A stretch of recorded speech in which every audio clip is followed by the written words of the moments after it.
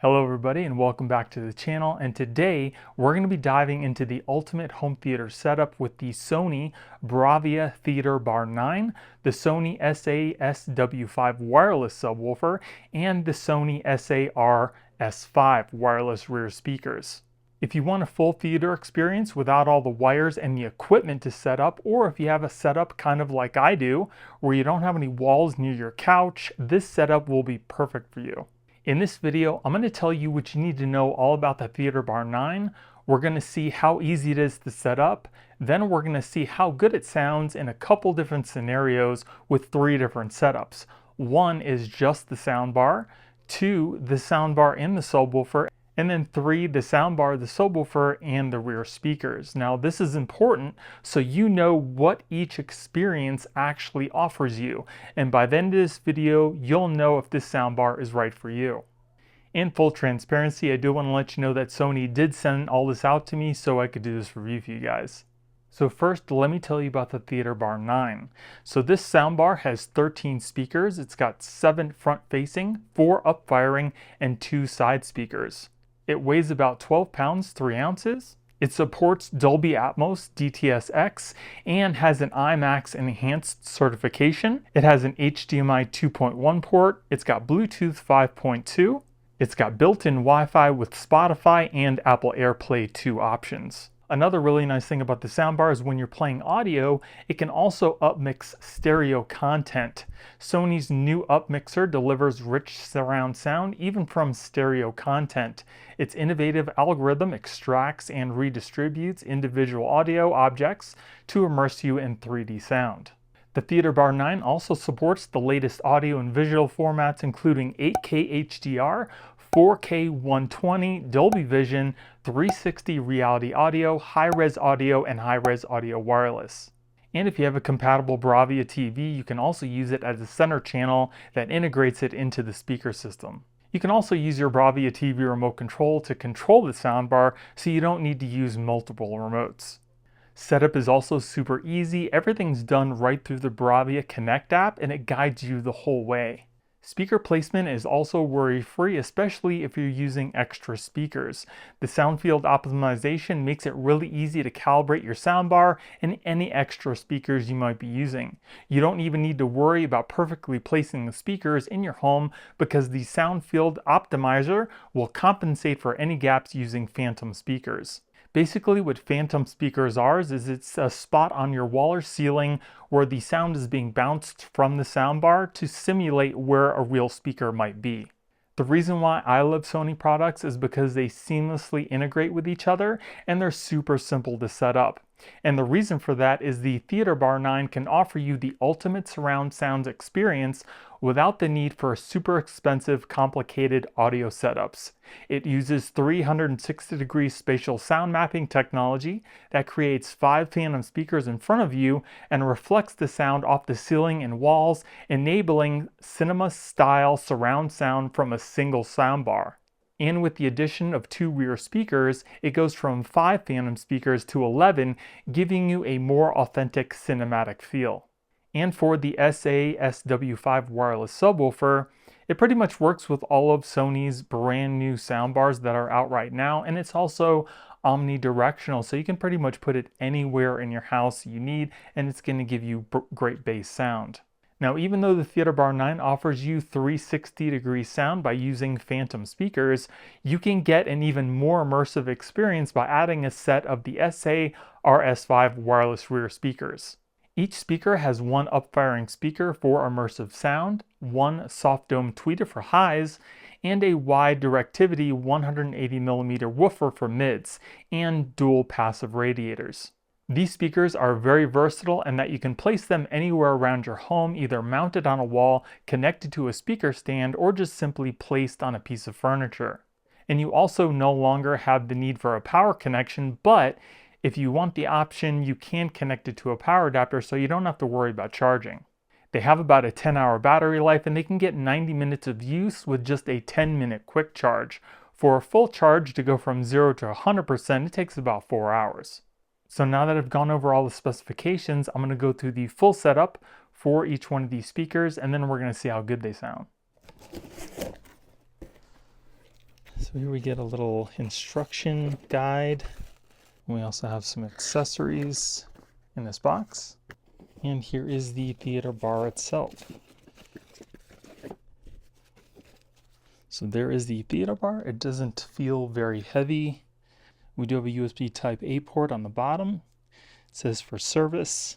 We have our power connector over here on the left. And on the inside, we have HDMI in and HDMI out for TVE ARC and regular ARC, and an S center out. Let's see, we have in our accessory box, we get a couple mounts in case you want to mount this on your wall. Here's our manuals. We get a HDMI cable. Here is our headphone jack, our power cord. Here's a couple brackets for kind of putting in front of your TV. It's got these little rubber bottoms on them. We have our pretty small controller here and a couple AAA batteries for the remote. So first we need to connect our power cable, which goes in there just like that. Then we'll plug in our HDMI cable into the HDMI out. This is going to go to your TV's eARC or ARC HDMI connection. The HDMI input is only to connect a device like an Xbox, PS5, or a DVD player. And just to give you a little bit of context, we are in my theater room, which is downstairs in my basement. It's fairly big. We're going to be using my projector, not a Sony TV. So I've got the soundbar connected to the HDMI cable that then goes all the way up my ceiling, all the way over to my projector. This is not a Sony projector either. So if you don't happen to have a Sony TV or a projector, you can still use the soundbar. Now, once you have the HDMI and power cable plugged in, you're going to go onto your mobile phone and you're going to download the SONY Bravia Connect app. Then we'll press the power button on the side of the soundbar. Then you'll notice a couple LEDs on the front of the soundbar. One is pulsating to let you know that it's ready to be connected. Then you're going to open your Bravia Connect app. I've already got my HT-AX7 connected, but we need to add another device. So we'll click Add Device. It'll search for the soundbar.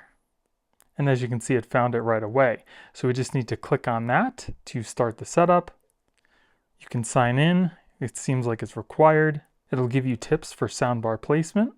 It does show the little blue indicator is blinking on my soundbar, so I'll just select the indicator is blinking. We'll start pairing. Pair. So it seems like if you have your TV connected to the soundbar, you want to make sure that it's turned on to the HDMI connection for the soundbar. It's checking the HDMI connection. There, it's confirmed. We'll go to next. So then we'll connect to our Wi-Fi. All right, so we'll give it a name. I'm just going to pick Bravia Theater Bar 9. We do have rear speakers, but we're not going to be setting them up now, so we're going to skip that. I do have a subwoofer. Again, we're going to skip that for now just because I want to see what the soundbar alone sounds like. We'll add those later. Now, we'll turn on auto update, and we're going to do our optimization. So just make sure your soundbar is placed where it needs to be, and then you're going to sit where you normally would sit, and then hit OK. Then we'll click next, and then we'll start the measurement. So just make sure your phone's microphone is unobstructed and hold it where you would be sitting.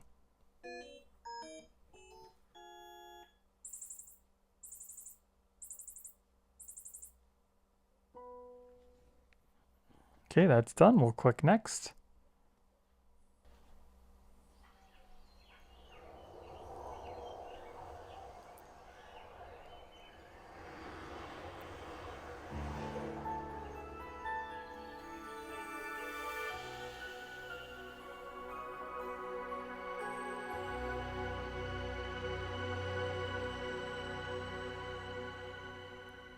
So that sounds pretty cool. And setup is now complete. Here I just simply wanted to show you that when I turn on my projector, the soundbar actually turns on along with it.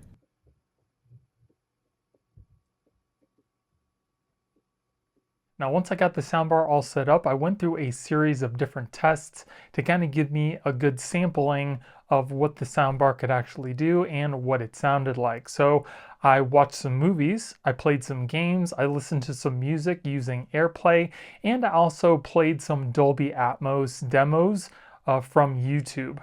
And also keep in mind, all this testing was done with just the soundbar. There's no rear speakers or subwoofer. Now, when listening to music using AirPlay, I got some different results depending on what kind of music I was playing. And I played a few different genres of music to, again, try to give me a good sampling for what the soundbar could actually do. And the first song that I played was by LMFAO, Sexy and I Know It, and it sounded great. It had awesome bass, which I was pretty surprised by. For a soundbar to give you that amount of bass was actually pretty good. So with this song, it sounded really good. For the next song, I played some Bach, which was a double violin concerto, and the soundbar sounds really good when you're simply playing, you know, like a violin or something with highs, not a lot of mids or lows. It just sounds really good with classical music.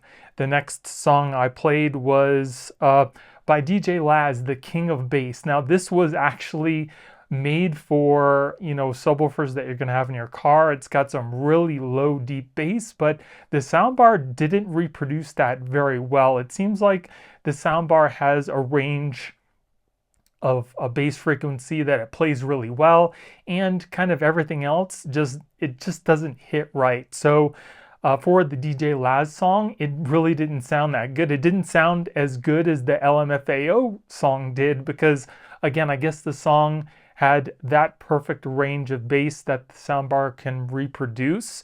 But again, we're going to play all this with a subwoofer connected, and we'll see if we get any difference there.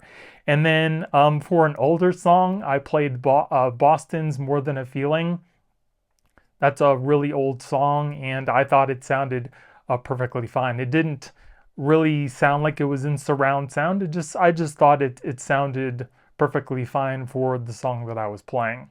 Now, the next thing I wanted to test was to see how the soundbar sounded playing a Dolby Atmos movie, and I was playing Transformers, specifically two very specific points in the movie where there was like a lot of action, a lot of bullets, explosions, things like that.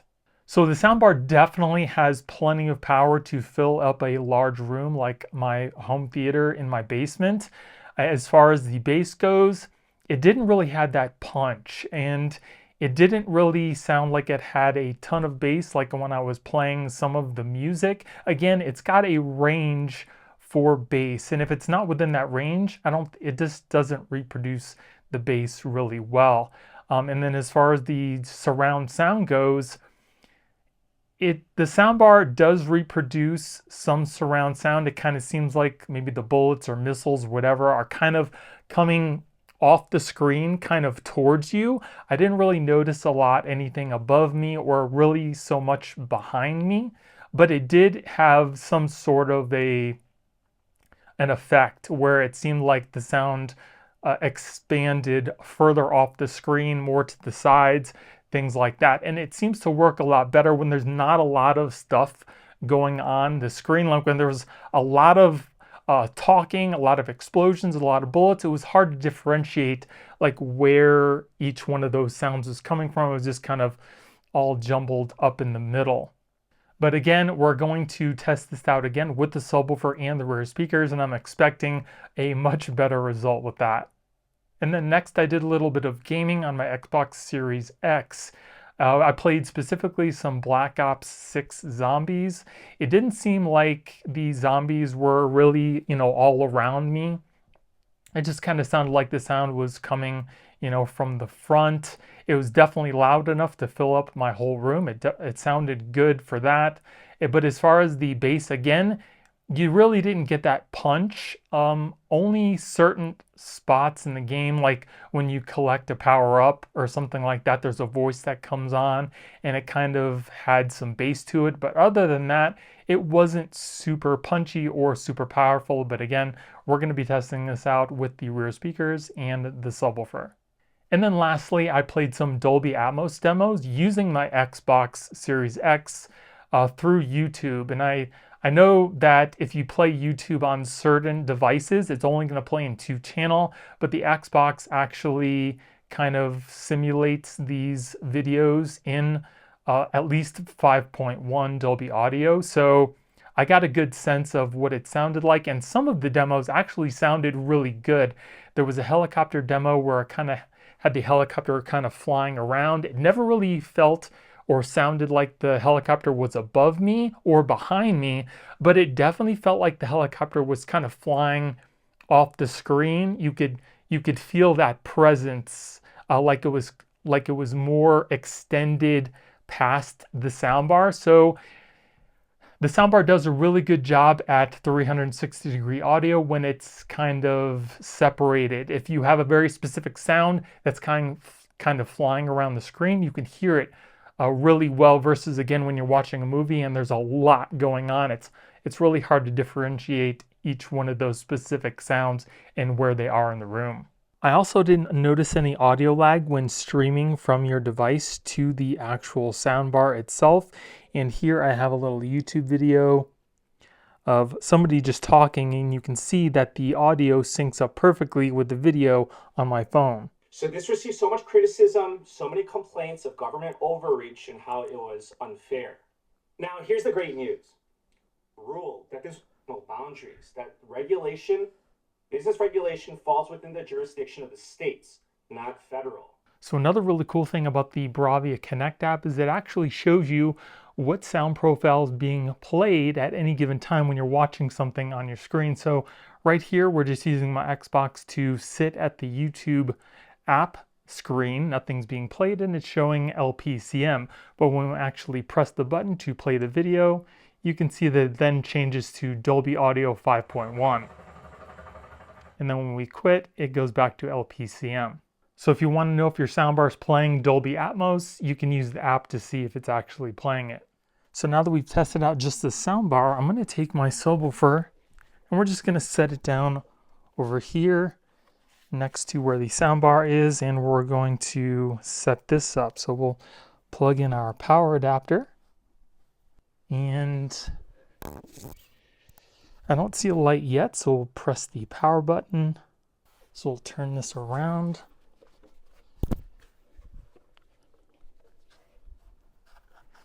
So once you see that little pulsating green light on the subwoofer, you're going to go into your Bravia Connect app, connect to your Theater Bar 9, then you're going to go into your settings,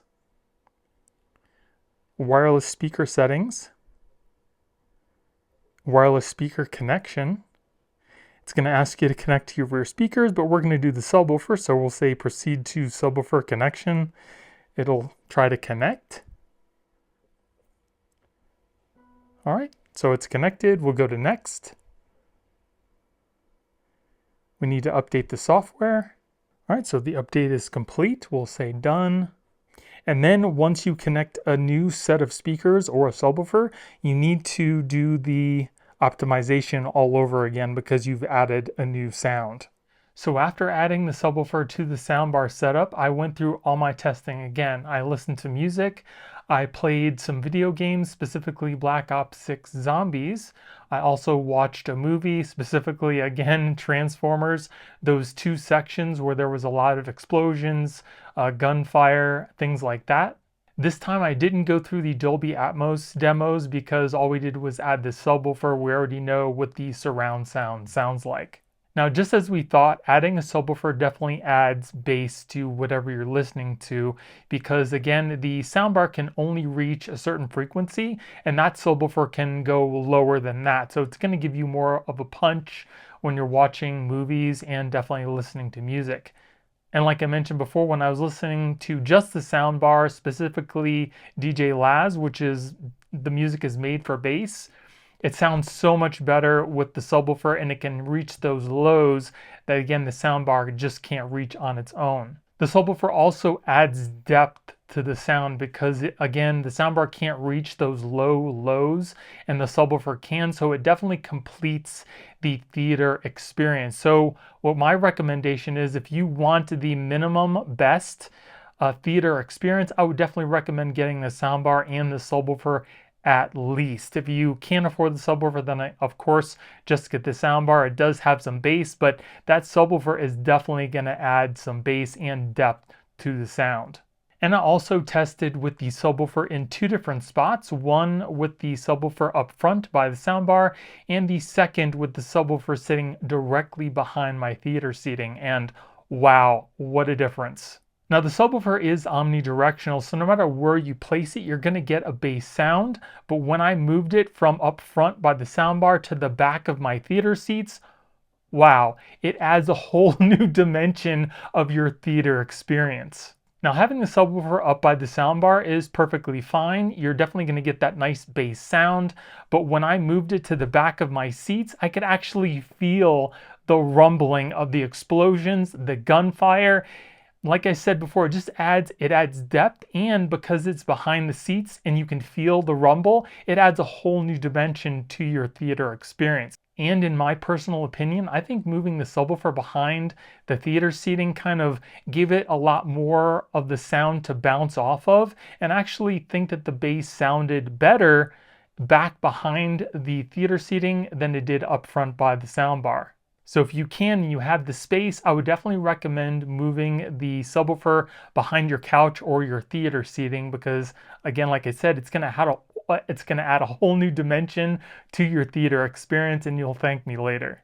And unfortunately, all the things that I'm experiencing and telling you can't be conveyed through a YouTube video. You're just going to have to experience it for yourself. But again, if you're going to buy the subwoofer with the soundbar, you're not going to be disappointed. So now that we've tested with the soundbar and the subwoofer, I'm going to add the rear speakers and we'll see if it adds anything to the experience. Alright, so now we're going to connect the 2 rear speakers to complete the full surround sound system. And when you have these plugged in to charge, like I do here, when they're fully charged, you won't see any white LEDs. You'll just see this one little red LED in the center here, but when it is charging, it shows white LEDs on the bottom to let you know what the battery level is at. And if we take a closer look at the back of the speaker here, this is where you're going to mount the speaker if you're going to mount it on your wall. It does have a little slot here where you put a screw in your wall and it just kind of mounts up there, or you can use a mount. I made my own little mount here, and it uses a screw that screws right into the back of the speaker. There isn't anything on the bottom of the speaker to mount it to. It just, you would need a flat plate to stick the speaker on top of it, so it would just stand there. But if you want to actually mount it, the only place to actually mount it in with a screw is on the back of the speaker. All right, so I'm going to take the rear speakers and just kind of put them a little bit behind my theater seats here. Kind of put them a little towards the back, not directly in the back, but kind of facing the side of my head. And we also have those speakers on the top that are going to bounce off the top as well. So we'll just kind of put those off to the side of the couch. Make sure the other one is kind of placed the same way. Another thing I wanted to mention is these speakers do have a side designation. So just look on the underside of the speaker and it'll say rear L or rear R. And then just make sure that they're both on. As you can see, we do have the 3 LEDs in the red light showing, so I'm pretty sure that the speakers are on. So once you do that, you're going to turn on your sound bar.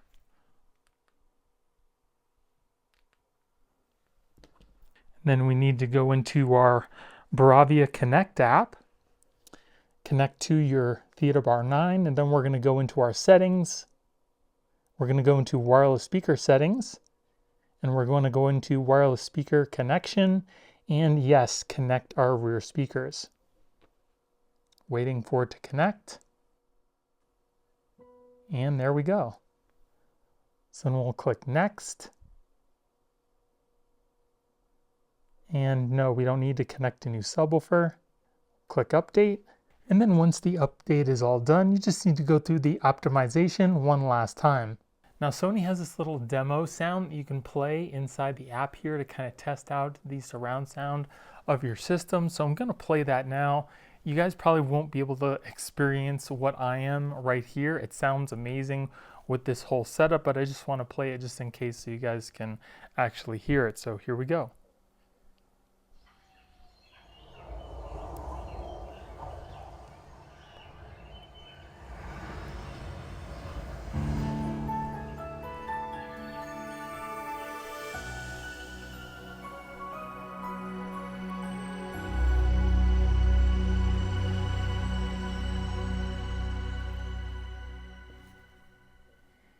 So again, you guys can't experience what I am sitting here in the middle of all these speakers, but you could hear the waves in front of you, all around you.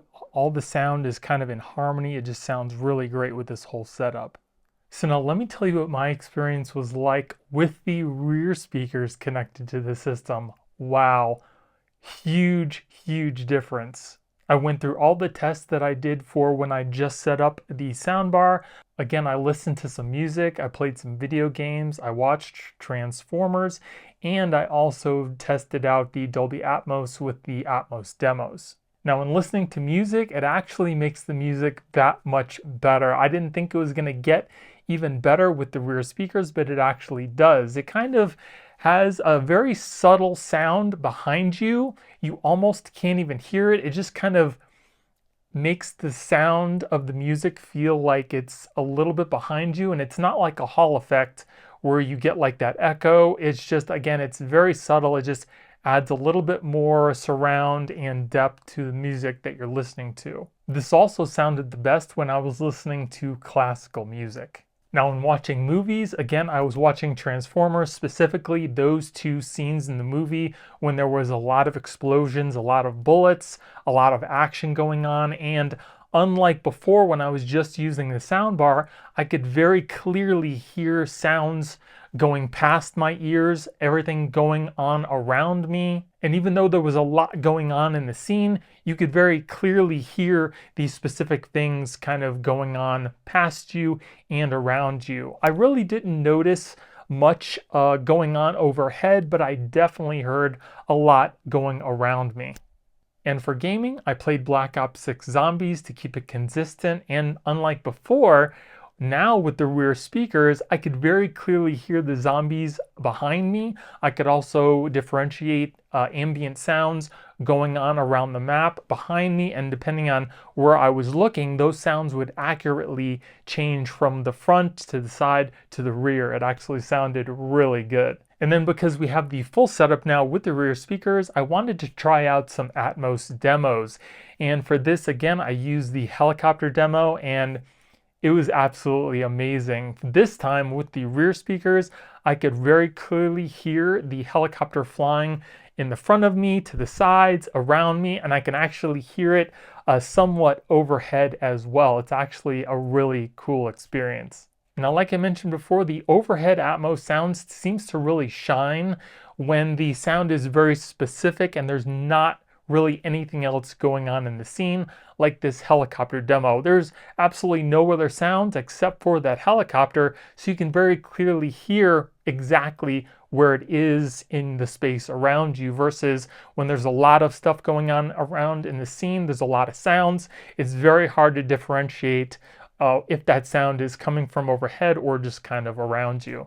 One other thing I wanted to mention about using the rear speakers on its battery is when you turn your system off, the rear speakers will shut off on their own, but when you're using it in the battery, when you turn your system back on, the rear speakers won't turn on. You have to manually press the power button to turn them on. But if you're using them plugged in all the time, the rear speakers will automatically turn on and off when you turn on and off your soundbar.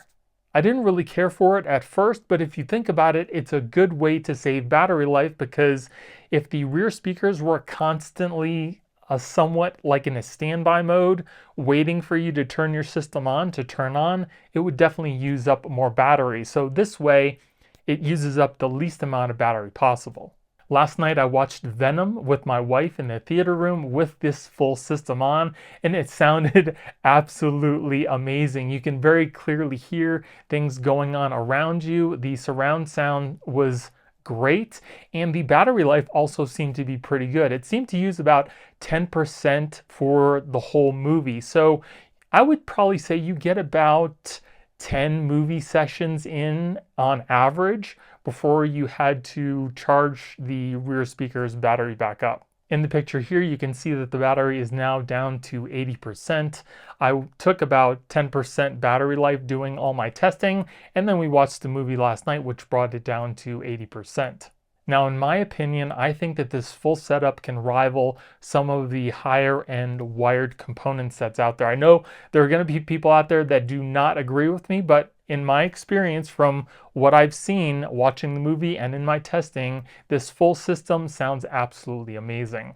Now, like I said before, this system sounds pretty good just with the soundbar alone. If that's all that you can afford, I would definitely recommend getting the soundbar and the subwoofer at a minimum. But if you want the full theater experience, I would definitely recommend spending the money and getting the full system because that's going to give you the best sound possible. Now, even though the system is great, there are some cons that I want to go over with you. But first, let's go over some of the pros. First off, it's super simple to set up, and I'd probably say it'd take you about 15 to 20 minutes to totally set up, going from unboxing to where you're watching a movie, and that's not including any mounting that you might do. Next, the fact that this whole system is totally wireless is huge. I can't tell you how many hours I've spent setting up my full component system, running wires up and down my walls. It takes up a lot of time and it's very frustrating. Whereas this, you kind of just set up your speakers where you need them, plug them into the wall or the rear speakers, not because they're on battery, and you're all set. This system also seems to work well with other devices too. Like I mentioned before, I'm using a LG projector that's probably about 5 years old at least. It does have ARC, it doesn't have eARC, but it seemed to work perfectly fine, and I could use everything just using that one LG remote and not having to use the Sony remote and the LG to turn on and off the system and adjust the sound. The sound quality is also really good from the system, and like I mentioned before, I was quite surprised at how good the bass was just simply coming from the soundbar itself. Of course, the whole system with the 3 components sounds 100 times better, but you can still get a pretty good experience with just the soundbar. And the rear speakers having a built-in battery is an excellent feature, especially if you don't have the room to have a full surround sound setup all the time. You can very easily just pull out these rear speakers when you want to watch a movie and experience the full surround sound. And like I mentioned before, the battery life seems to be pretty good, so you don't have to worry about charging up the rear speakers all the time. Now let's go over some of the cons, and the first one is the price. Now, this full system goes for about $2,000, but if you think about getting another full component system, it can probably be around that price or even more. And with this system being so easy to set up and it being wireless, I think it's totally worth it. Next is the fact that the system only has one HDMI input. And even though this input is HDMI 2.1 and it can support up to 8K HDR and 4K 120, is definitely great. But if you want to add more devices, you're going to have to get a switch, or you're going to have another device like your TV that has multiple HDMI inputs to add more devices. And a little gripe that I had is the fact that the system doesn't show you what the volume level is at. When you're turning up the volume, it just kind of blinks one LED. It doesn't have any numbers to let you know what the volume level is at. And I absolutely like that. Like, I like to visually see what the volume is at so I know if it's going to be blaring or not. So it's just one thing that's, kind of a minor gripe. It's definitely not a deal breaker, especially since other high-end soundbars also use this same function. And a couple cons that are a little bit more important is, one, when you're just using the soundbar and you're watching a movie or something where there's a lot going on in the scene and there's a lot of sounds, it seems like all the sounds get jumbled into one. It's very hard to kind of differentiate each sound. It just all sounds like it's coming through one speaker. And for the final con, the overhead sounds just aren't great simulated. In my experience, you can't have a phantom speaker replace a physical speaker. I think you're always going to get, as of right now, you're always going to get a better sound with a physical speaker either being overhead or behind you. Just like in my testing, when I added the rear speakers, I could then hear the rear sounds so much better, and even in some situations, some sounds overhead. Now, this isn't just a problem with the Sony soundbar. I've also had this experience with another high-end soundbar as well, and it seems to be the same experience.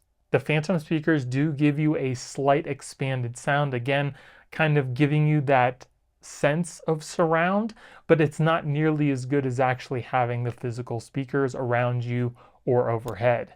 I know you guys can't experience what I'm experiencing through the YouTube video, but I'm very accurately trying to express to you what the sound actually sounds like from my experience.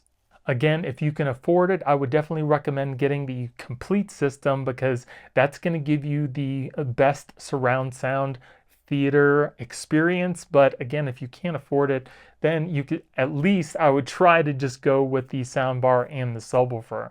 So that was my experience with the Sony Theater Bar 9. I hope you guys enjoyed the video, and I'm curious to know what your thoughts are on this soundbar. Do you have any experience with prior Sony soundbars? Let me know in the comments below. And if you guys want to pick this up, I will also be putting product links in the video description. And if you guys enjoyed the video, it would really help out the channel if you gave me a thumbs up and consider subscribing. Thank you all for watching. I hope you have a great day, and I'll see you in the next one.